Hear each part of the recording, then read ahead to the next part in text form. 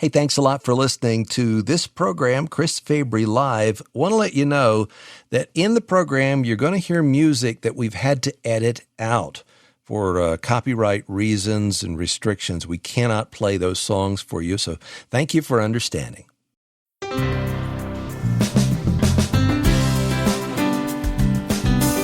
Oh, I can't wait. I've been thinking about this program since last May when we had Shelley, Denise, and Lee with us. Point of Grace had a new album out, Lady Wisdom, and there was a song on there I wanted to talk about, but we have waited until today to let you hear it and respond to the concept of lunchbox notes. Perfect Friday program for us. Did you ever get a note in your lunchbox from a parent? Have you ever given a lunchbox note to your child? What about a note from your spouse that was hidden in your luggage? I want to hear your story today at the Radio Backyard Fence. Welcome to the program, From the Heart, to the Heart, for the Heart. Online at chrisfabrylive.org. Our lineup has changed. Ryan is out on sump pump duty. In his stead is the steady and reliable Omar the Magnificent. Lisa is in the chair for Tricia. Josh will answer your calls. And since it's Friday, that's right, friend, it is time for the fabulous Fabry Friday Sigh. Here's what it does. 1, we oxygenate your blood. 2, we get your endorphins going. 3, we raise your serotonin level. 4, we promote lymphatic drainage. And 5, we stimulate your parasympathetic system. That's why we call it the 5 lung languages. We also stimulate your vagus nerve. We help you release acetylcholine. And don't you dare forget what it does to cortisol dissipation. Take in 4 seconds of air through your nose right now. Hold it 4 seconds. And then as you release that air through your mouth, push on the left side of your rib cage to get rid of all that bad carbon dioxide. Give a sigh today if you've ever received some kind of unexpected encouragement in your lunchbox. Just a little sticky note that said, you're going to ace that test today. Or I believe in you. Or I'm proud of you. Or a spouse or friend or family member or coworker texts you or puts a note in your cubicle. What did that say? And why do those notes stick in our souls? Why does that little bit of encouragement mean so much to us? And what do you do if you never got one of those? All this and more coming up straight ahead. You are my guest today. Your lunchbox note story is front and center. The fabulous Fabry Friday Lunchbox Note Side is brought to you by the Brown Bag Society of Ottumwa, Iowa. No sump pumps were harmed in today's sigh. In fact, our first response about today's topic got an email from Sean in Indiana, and he said, please pray for communities hit by recent storms in northwest Indiana. Our home has been without power for 4 days. Others are much worse off than us. Thanks for your daily encouragement. And he said, your show yesterday, Psalms of Trust, was especially helpful with H.B. Charles. So Sean reached out, and I echo that sentiment, by the way. Be praying for those folks. We were praying before the program, just for a speedy recovery and all those who are working on the power lines and getting the trees out of the way and all that they're doing, water out of the basement. Sean said, I try to go to my local gym 6 days a week. Wow. About once a week, someone posts Post-it notes on one of the exercise machines to try and encourage someone else. 2 recent notes said, drink some water, unclench your jaw, take a breath, you've got this. And then another note said, you're stronger than yesterday. These always make my day brighter. My wife tells me the same person posts those notes in random lockers in the female locker room. Sean got it. That's it. What note have you written or received? Here's my number, 877, well, it's not my number, but you know what I mean. 877-548-3675. You are my guest, and your story may be used to encourage somebody else today. The idea for this came in May when Point of Grace joined us and talked about the new album, Lady Wisdom. And when they talked about the song Lunchbox Notes in the break, I knew that we needed to talk about it here on the program during back to school season, and we're in that now. And maybe you're in the pickup line right now. Write the number down, or you can program it into your phone. 877-548-3675. Before I take your calls, I want you to hear the story behind the song. Denise Jones answered first when I asked, Denise, what is this song about? So when the girls and I went on our songwriting retreat, we would take turns kind of going in different rooms with different writers. We went on the writing retreat with Natalie Hemby, Stephanie Chapman, and Cindy Morgan, all amazing writers. So we would break off in little groups to just kind of get us started on a song. And Stephanie and I were actually talking, and both of us had just lost our moms within the past couple years. And we were just talking about how much we miss them and what an influence, godly influence they were in our lives. And I was just telling her how my mom used to write these notes. Sometimes they would be in my lunchbox because I took my lunch every day, or they would be on a mirror.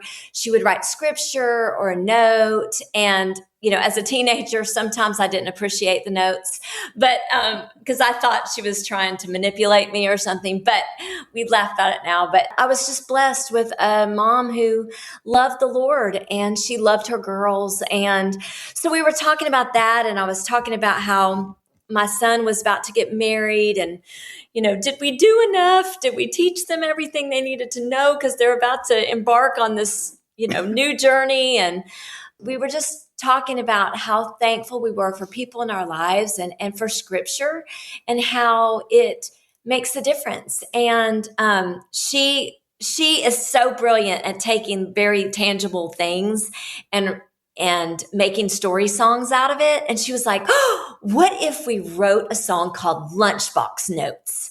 And it's just all the things that you would want to tell your kid. You want them to know as moms, all of us are moms and we all have kids, and our hearts are so tender to wanting them to know God's truth, but just things like wanting you to know the Lord's good. He's kind, he's faithful. And even when you blow it and you make your own mistakes, he still loves you.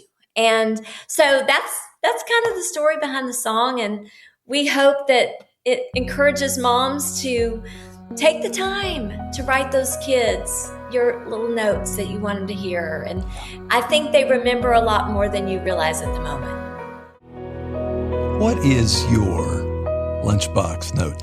And why do these hit us deep in the heart?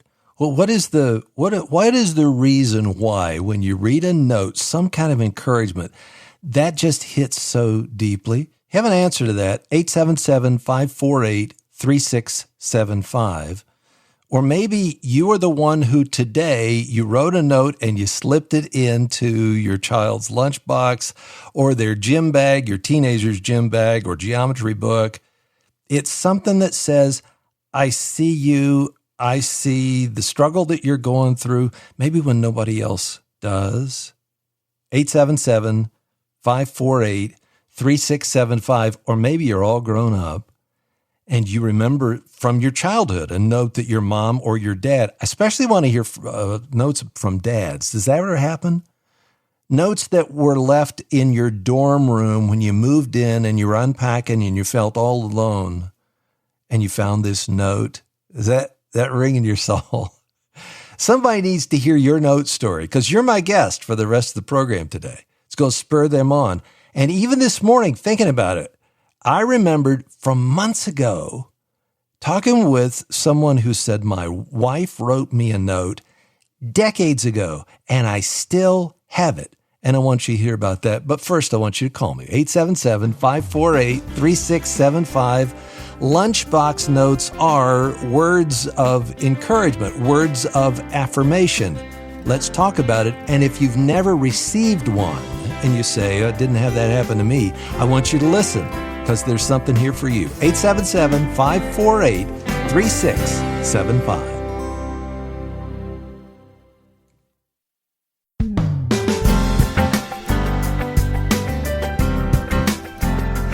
It's the little things. The older I get, the more I realize it's the little things that make the difference in life. And here's my hope for today's program. Not that I'm going to change the outcome of anything and make you do what I think you ought to do, but my hope is that there's somebody who's listening today who says, I've thought about doing this before, or maybe I've never thought about doing this before, but I wonder if sticking a note in my child's lunchbox or sticking a note for my wife or for my husband on the steering wheel, whatever, or in the gas cap, when you open the gas cap and there's a note in there, I'm hoping there's somebody who will catch this vision and will say, you know what, I'm going to do that. That's a creative way. This is how we spur each other on, right? First up is Deborah in Chicago. Deborah, why'd you call today? Hi, it took me way back on memory lane. My husband and I have been married for 51 years. And when we first got married, I was fixing his lunch, and I made it really special, and I wanted him to really enjoy it. And then I said, I better put a couple of tablets of Pepto-Bismol in there just in case he gets sick. And I wrote on there, I love you dearly. Enjoy your lunch. In case you get sick, here's 2 Pepto-Bismol. And I didn't know he was going to open it in front of his coworkers. They really let him have it. They teased him the whole day, but he said he really felt good inside when he got it. Wow. That is, okay, so 51 years. So that was in the 75? Is that when you were married? Exactly. Yeah. Exactly. 1975. And do you remember what you made for lunch that day? I honestly don't. My husband said he remembered. What was it, honey? It was good. He said it was good. That's the right answer, honey. Right. Deborah, thank you. You're right. It just takes you right back to 51 years ago. And putting that note in there with the bologna sandwich or whatever it was that was good.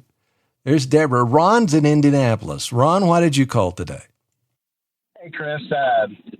I appreciate your show. It's helped me quite a bit. But years ago, I was really struggling. My brother had tried to talk to me many times about God, let God back into my life. He had come over to visit, and we were just talking about things. And I was telling him how rough I was having it. And,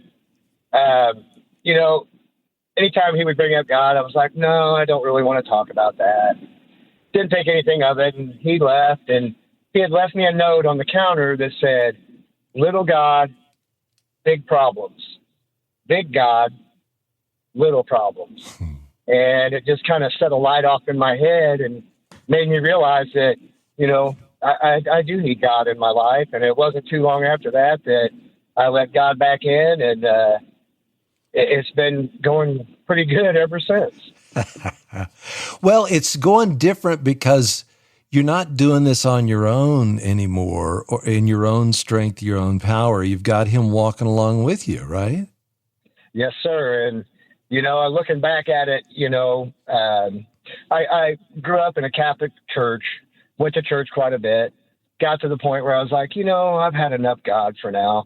And, looking back at it, that's when my life kind of started a downward spiral. And once my brother gave me this note, and, I knew God was standing right there waiting on me. And when I turned back to God, my life just started going in an upward spiral, and it's been going that way ever since. Yeah. It seemed like your voice got a little trembly there when you were talking about your brother. Is he still around? Yeah. It's just an emotional thing because I had a very difficult life through my own fault, through my own choices and my own decisions.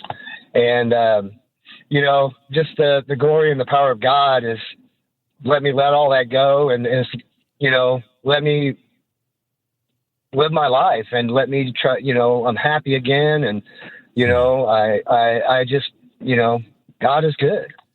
That's the power of the gospel right there. That's Ron. Thank you for sharing your story. I'm so glad your brother said that to you. The thing about the little God, big problems, big God, little problems. I was reading this from the Prince of Preachers from Psalm, this is 34. Oh, fear the Lord, ye his saints. Pay to him humble childlike reverence, walk in his laws, have respect to his will, tremble to offend him, hasten to serve him, fear God, and fear nothing else. Which is kind of the same thing that you were saying. When you order your fears, and it's like, God, you are right here. And fear means reverence and awe and respect. I'm going to respect God. And if I respect him above everything else, then life gets ordered. It doesn't get easy, but it gets ordered because you have placed him above, I fear, people. What are they going to think of me if I say this or do the right thing? Ron, thanks for your call. Kathy, we're talking about, if you're just tuning in, Lunchbox Notes, this song that Point of Grace sang. They were with us back in May and have held it until now since school has started again. And Kathy is in West Palm Beach, Florida. Kathy, go ahead. Hi. It's so nice to talk to you today, Chris. And it's a beautiful day here, and I love the song. But I guess I'm quite a little note person. I want to start off real quick. A good friend of mine gave me this little jar as a gift once, and it says on the jar, "Read me when happy, thankful, angry, anxious, lonely, sad." And so around the house, I pick up these little scriptures, and I have a son, a young man at home still. Our youngest son is still at home, my husband and I. And sometimes if he's not feeling well or discouraged, I will put these up on his mirror in the bathroom. Or even not long ago, he was having a tough time, not feeling good, and he had he's allergic to nuts and animals, and he had a little bit of an anaphylactic, and I put on the ceiling so when he wakes up, Jesus loves you, rise and shine, and all these little notes everywhere. And I've always written notes to my wonderful husband, and also he will scratch a little note back to me, and we tell each other to have a good day. But also a cool thing that I love doing is when my son or any of my children have gone away, and I take them to the airport, somehow I sneak notes, and I put notes in their jean pockets or their skirt pocket or their shoes, and it's such a fun time. But the one thing I have to say that was really a blessing now for 4 years, with notes anyway, our daughter moved away. She got married and moved from Florida to North Carolina, and I wrote letters and notes, and I put all these letters and notes in all the boxes. And still to this day, 4 years later, she will call me and say, "Mom, I found a note. I found your letter. It's in a holiday box or a Christmas box, or in her, kitchenware that she still, finds things that I stuck in, pans, pots, bottles, or whatever I found. I wrote a slew of letters and notes how I would miss her and love her, and I'd say, well, it's Christmas time. You're probably unpacking and decorating, and even though we talk, every day several times, I wanted to send that love and in notes, and it's been a joy, and it really is beautiful. And one more thing, real quick, Chris. My husband has a company vehicle, and we've been married, coming up in October, 46 years. And one day he was on a job, and it was in the building at the time where I was working. And I saw his vehicle, and I was smiling so big because I want the listeners to listen to this because this is pretty fun. So I saw his vehicle in the parking lot, and I was leaving work. And I thought to myself, I'm going to surprise him. So I put on my lovely pink lipstick, and on his door of his vehicle, I put a kiss. And then I made a joke later, and I posted on Facebook, and I said what I did. And I said, I sure hope that was my husband's vehicle truck today. So we talk about that, and he just smiled so big it made his day. And we love to share notes in our family. All of our family are very loving, and we're very expressive, and we all share notes. Okay, a question. How did you catch this? Because I have a big belief that this kind of thing is caught rather than you have to do this. It's not taught. It's you saw somebody else do this, or somebody did it for you, and it's like, I want to do that for somebody else. So where did that spark start for you? That's a good question, Chris. I'm thinking about that. I would have to probably give that credit to my mom. My mom's a poet, and she writes poems, and she's quite the writer, and I want to honor her today because she's turning 96 in October, on No. October 1st. And she's living at home, still alone, living at home, but I see her almost every day and help her, and it's a joy. That's a joy. So I'm going to give her all the credit, and if she was listening, she would be so happy and so thankful that I mentioned her today. What is your Dolores. mom's first name? Dolores. Dolores. Okay. Dolores. There's Dolores. See, and I really believe that. You treasure words, you like words, you write notes, you write poems, and that's going to leak over onto other people. Kathy, there's so many great stories, but the lipstick, the kissing the I hope you wipe the truck off just a little bit before you put the lipstick down there. It was pretty fun. And, I did post it on Facebook. This was many years ago, probably over 10 years ago. And it still pops up every now and then. I repost it. And it's such a laugh. People love it. And Yes. I hope it encourages others to spread that love around. And God is so good. He gives us such abundance of his love, overpouring every day, and keep smiling and share that love to strangers. Not kisses, but of course we can send smiles of his love and greeting wherever we go, right, Chris? That's it. That's exactly what we're talking about today with these lunchbox notes. And if you go to the website, chrisfabrylive.org, you'll see more about this. You can link to our Facebook page and respond right there. Take a picture of the note. As a matter of fact, there was somebody who responded first on Facebook. I got to read you this. It says, "This is the note my son left my 9-year-old granddaughters in her lunchbox. They both have a very strange sense of humor. Not sure where they would have gotten it from," with a smiley face, meaning her. And the note in the granddaughter's lunchbox is, "We've been trying to reach you about your car's extended warranty." I laughed out loud for that. Kim, thank you for sending that. Now, more of your calls. I love these lunchbox notes and the way that they are spurring us on to love and good deeds as well. Hope you're enjoying the conversation. 877-548-3675. More straight ahead.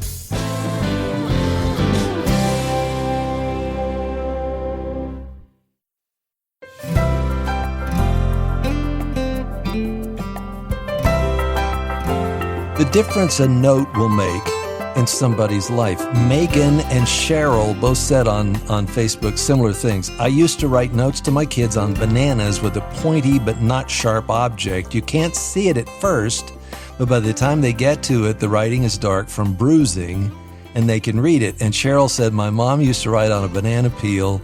Didn't show up till later. I love you." What is your lunchbox note? Michelle in Lombard, Illinois. Hi, Michelle. Go right ahead.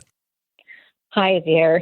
I'm calling because I fairly regularly would put notes of encouragement or, just love notes in the lunch bag that I would prepare for my husband when he went to work. And I had no idea until a few months ago, I opened up his medicine cabinet in the bathroom to put something in there for him. And then I saw a note from probably 15 or 20 years ago. and it just said, "Honey, I love you and appreciate you very much. I'll be praying for you." Wow. So he kept that all this time in his medicine cabinet to look at every day. Does that surprise you that he kept that? It does. He's not the kind of person that hangs on to things like this. I'm the one who does that, and then I have to clear it all out when it gets too much. But, yeah, I was very surprised. You don't know. And there might be somebody listening right now who's the same way. My spouse doesn't hang on to things, cleans out. You don't know what that note, even if they do toss it, you don't know what that means, that they held it in their heart. So thank you, Michelle. Pat is in Illinois, in Bloomington. Hi, Pat. Go right ahead. Hi, Chris. Hey, great topic today.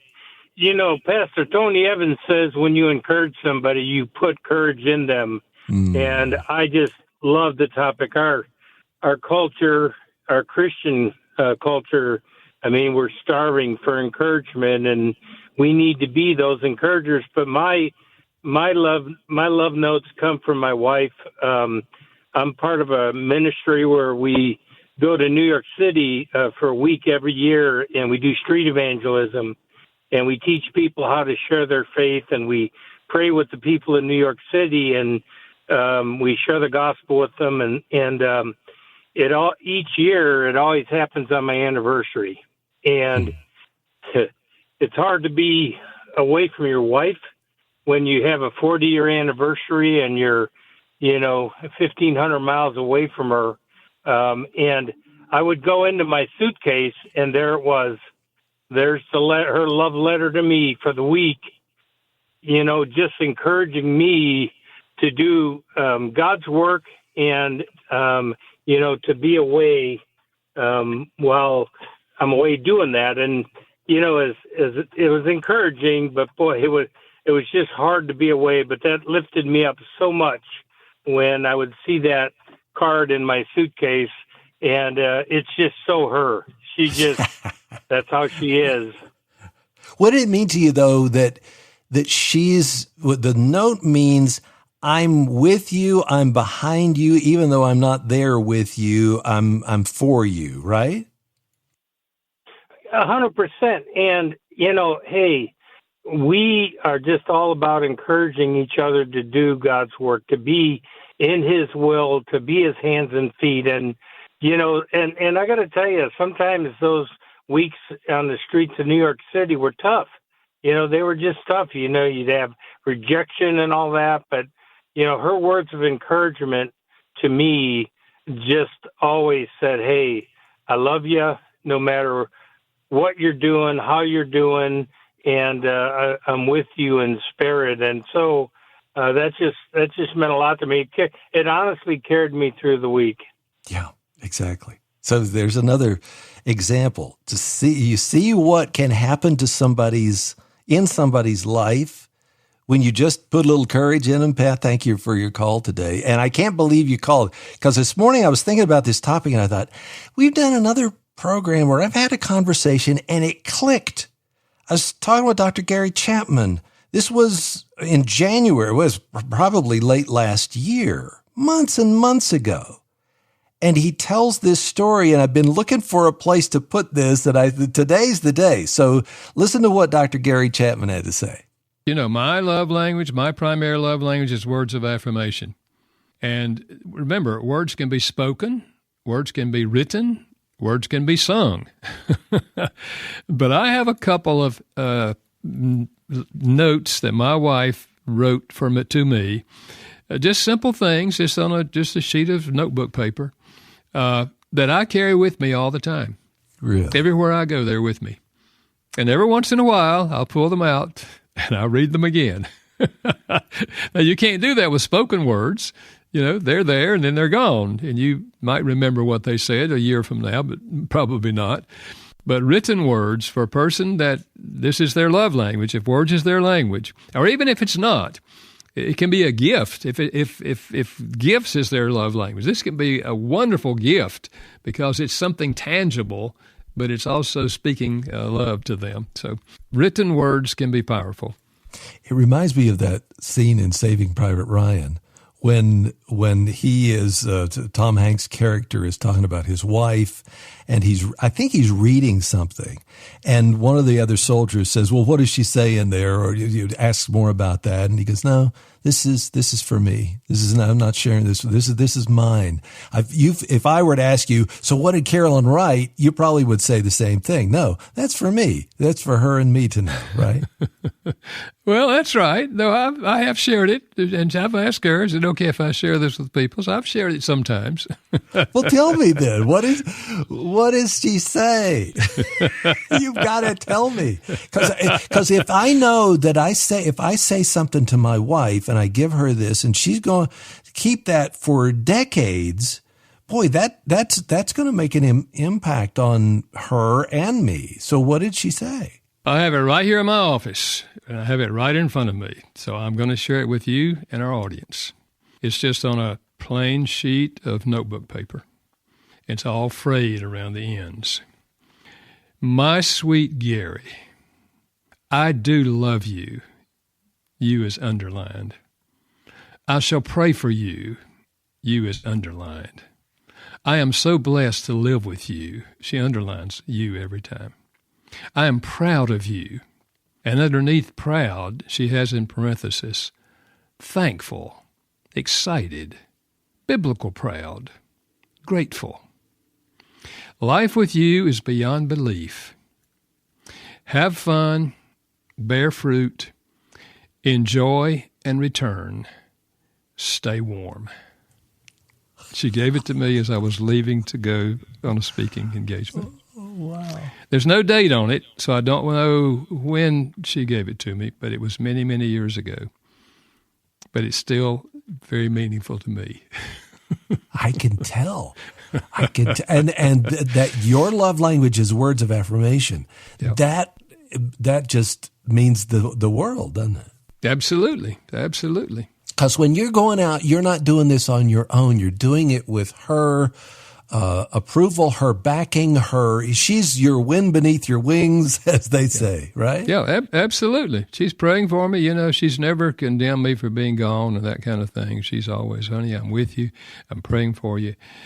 You know, I couldn't ask for more, you know, but those words kind of put it all in print. And I hope that exactly what Gary talked about with what Carolyn wrote him will spur you on to do the same thing in some way to your spouse, to your child, to your friend, to maybe somebody who is estranged, you haven't talked with in a long time, just a note, email, you know, just words that are right there in front of you take a lot of different take such meaning to us, no matter how they're communicated.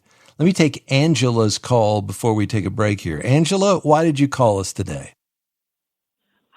I called today because when I just got in the car and I heard about the lunchbox notes, and it made me think of my daughter. And when she was little, I would send her notes in her lunchbox, sometimes her sports bags, or you know, academic books, all the things. And just recently, she's in college now. And just recently, maybe like within the past few weeks, she told me she just finished her first college internship. And she said, Mom, I want you to know that your voice is officially the voice in my head whenever I feel like I can't do something. Ooh. And that was all I needed. Well, that's just exactly what Pat just said, that encourage is to put courage in somebody else. And how many people are listening who said the voice of my mom or my dad is this accusing voice, you know, saying negative things, that you turned that around and that you gave her courage, and now that's bearing fruit in her life when she's having a struggle at college or whatever. That's gold, isn't it? It is. It truly is. And, you know, she just said that, like, whenever she reads it or she thinks about something, she said she can kind of hear my tone. She can hear my words. She can hear, like, all as if I'm just right there with her. And you're right, that's just gold. And I think what it does is it gives a vision for the person who's being written to, the child or the adult, that I see you, I see the struggle, I see whatever you're dealing with right here, and here's who I feel like you are. And just a simple writing on the banana peel, I love you, here's who you are. You are a loved person. That'll sing in your soul, won't it? Thank you so much, Angela, for being that voice.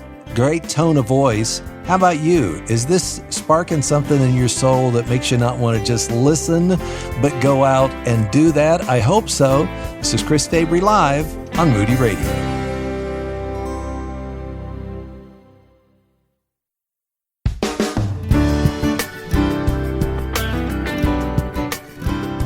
Program note for Chris Fabry Live on Monday. Hope you have a good weekend. On Monday, I hope the power gets on in Indiana by Monday, because Rosie's Book Club 2.0 is here at the back fence. We're going to talk about The Wise Woman. If you've read it, you got to call in. You got to tell us what you thought, comment. If you haven't read it, listen anyway, because it'll be helpful to you, I think. We're talking today about Lunchbox Notes, that song by Point of Grace.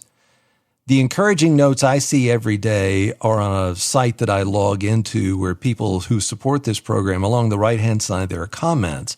And if you go to chrisfabrylive.org and scroll down and give a gift of any size, you can type it yourself. Or if you call the number 866-95-FABRY, the person taking your information will type in. What do you want to say to Chris?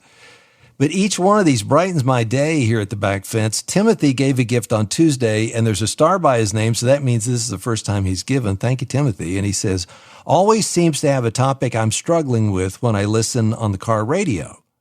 So we are sending Timothy our thank you this month that the Kathy Cooks resolve conflict and find peace and hope with adult children. Talk about a timely topic. There's probably somebody listening today who put a note in their child's lunchbox, and that child has now said, don't call me, don't text me, I don't want contact with you. Or there's some kind of fracture that is tearing your heart out.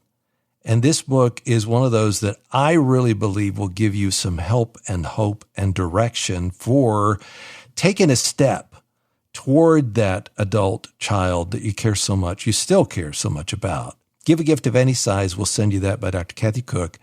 866-953-2279, or go to chrisfabrylive.org. Brenda is in the great state of Alabama. Hi, Brenda. Go right ahead. Thank you. Thank you, Chris, for taking my call. I do listen daily to your program, and there's always something beneficial. I wanted to share a story about lunchbox games with my late husband. He was killed in a car wreck when we were 26, and I'm almost 80 now. But I would write love notes. Some days we would play games. I would write a love note. There would be a wildflower in the lunchbox when it came back home. One day, I did that more than once. The individually wrapped cheese slices, I would put his in his sandwich, and it would still be wrapped. And afternoons like that, I might get a live frog in the lunchbox. Sometimes he was a machinist. There would be a small piece of metal, some sort of gear or screw or something. And then he would sit down and share with me how he made that. And it was like sharing his workday with him. But as I said, he was killed in a car wreck when we were 26. And I was recently going through a box of old photographs, and a little card fell out. I recognized his handwriting, but in my mind, I'd never seen that card before. But it was a note from him thanking me for being a Christian mother to his children. Wow. And telling me how special I was to him and how much he valued me. So I read that little card almost every day. And it's 53 years old, at least, if not a little older. Right. And it's still one of the most precious things I own. 53 years. And that note, and you telling the story about it, takes you right back there, doesn't it? Absolutely. I even remember the afternoon he brought home a live frog, and he jumped out at me, and when I screamed, he just rolled laughing. Now, were you young, probably 22 years old? Did you get married after that? Did you remarry later, Brenda? No, we did not have time. As I said, we were married a little bit less than 7 years. He was killed in a car wreck when we were 26, and I was left a widow with a 5-year-old and a 3-year-old. But, God has been with me through the years. There are so many times he has rescued and provided and comforted, and he can do that for all of us, Chris, because he's such a big God. Bingo. He's such a fantastic, wonderful companion and friend. Yeah. Always with me, even when I'm alone.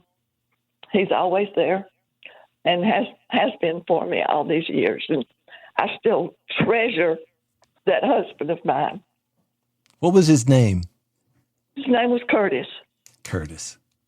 Yes. And he has a son named Curtis. We had a caller who'd been married 51 years. We had a caller who'd married 47 years. And you're going even further back than that. I mean, you've been married, even though you're widowed now. That's 50 some years that you and Curtis were married. And what your story speaks to me, and we're going to end with that. I don't think we can go to any other call here, Brenda. But what your story speaks to me is the power of these words. And the power can be positive and the power can be negative through the years of the words that speak again and again and again. So the first thing I take away from Brenda's call and all the other great calls here, thank you. The first thing I take away is you got to speak it. They don't know it unless you speak it, unless you write it, unless you tell them about it. So number one is put that down on some kind of piece of paper, and it doesn't have to be, real expensive. Put that down and put it in front of them. Put your heart in front of them, and then allow whatever it is that you have said to sink deeply in their soul, because you don't know what it's going to do. Same way with the Word of God. He has put his love letter in front of us. I was thinking about Psalm 23 when Brenda was talking about this. Your presence is with me, even in the shadow, walking through the valley of the shadow of death. You are with me. And just write that down. If you don't have anybody to write a note to you, I am with you, that God has said that to you, and then walk in the truth of that and in the comfort of that. And I think that's a good way to go into the weekend here. Let's hear a little bit more of Point of Grace and what they were saying about these lunchbox notes. Chris Fabry Live is a production of Moody Radio, a ministry of Moody Bible Institute. Have a great weekend.